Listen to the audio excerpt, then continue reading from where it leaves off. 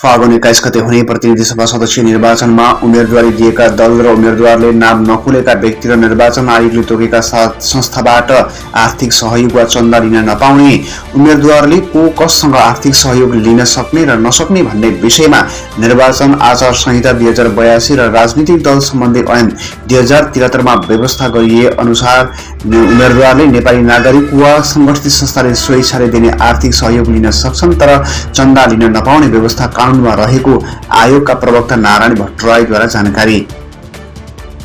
ICC टी20 विश्वकपमा Italy विरुद्ध batting गरिरहेको नेपालको पारी धाराशायी मध्यक्रमका ब्याटलहरू एकपछि अर्को गर्दै सस्तैमा आउट भएपछि नेपालले 17औं ओभरमा थप 2 विकेट गुमाउँदै सङ्कटपूर्ण स्थितिमा 17औं ओभरको दोस्रो बलमा अलराउन्डर कुशल झा व्यक्तिगत 3 रन बनाएर आउट।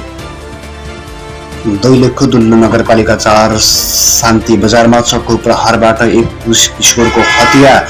फुटबल खेलेर घर फर्कँदै गरेका 16 वर्षीय प्रकाश खनालको चक्कु प्रहारबाट मृत्यु। दुल्लो अस्पताल नजिकै भएको उक्त घटनामा संलग्न रहेको अभियोगमा प्रहरीले दुल्लो नगरपालिका 10 गमौडीका 19 वर्षीय मुकुन्द शाही र 19 वर्षीय भूषण शाहलाई नियन्त्रणमा 3 जनाबीच विवाद उत्पन्न भएपछि घटना घटेको प्रहरीद्वारा जानकारी। आगामी फागुन 21 मा हुने प्रतिनिधि सभा निर्वाचनमा उम्मेदवारहरूले गर्ने खर्चको विवरण बुझाए। एक मात्र निर्वाचन क्षेत्र रहेको कालीकोटमा उम्मेदवारले निर्वाचनका लागि अधिकतम 31 लाख रुपियाँसम्म खर्च गर्न पाउने व्यवस्था।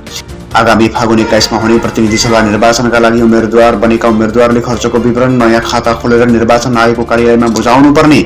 उम्मेदवारले खर्च गर्दा बैंक वा वित्तीय संस्थामा छुट्टै खाता खोली सोही खाताबाट खर्च गर्नुपर्ने। यसरी खर्च गर्दा निजको तर्फबाट खर्च गर्ने जिम्मेवारी अधिकारी तोकी निजको नाममा नामो सहितको विवरण भने निर्वाचन अधिकृतको कार्यालयमा पेश गर्नुपर्ने प्रावधान।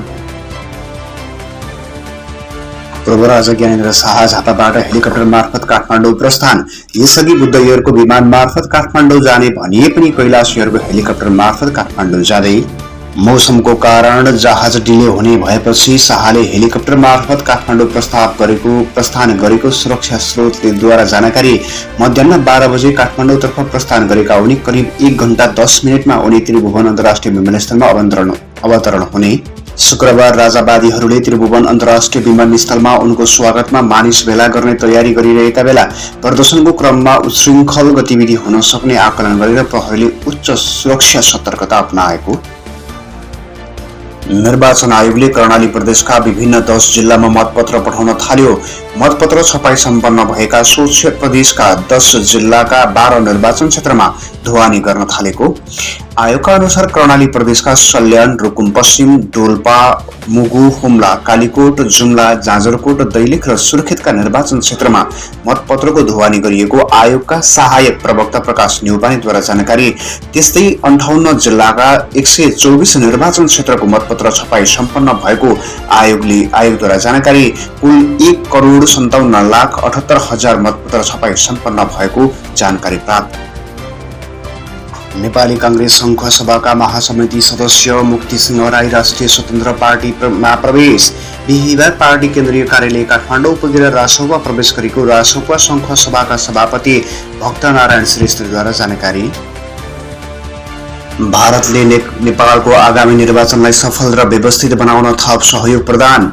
बिहिबार काठमाडौँ स्थित गृह मन्त्रालयमा आयोजित औपचारिक समारोहमा भारतीय राजदूत नवीन श्रीवास्तवले निर्वाचन सम्बन्धी सहयोग तेस्रो खोप नेपाल सरकारलाई हस्तान्तरण।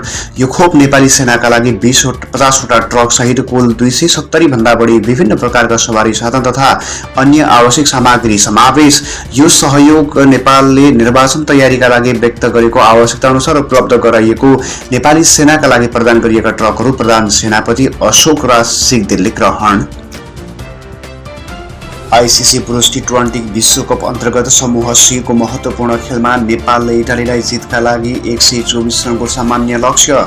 मुम्बई स्थित वानखेडे स्टेडियममा टस हारेर पहिले ब्याटिङको निम्तो पाएको नेपाल 19.3 ओभरमा सबै विकेट गुमाउँदै 123 रनमा समेटियो। नेपालको सुरुवात आक्रामक रहे पनि त्यसलाई ठूलो स्कोरमा बदल्न नेपाली ब्याटरहरू चुके।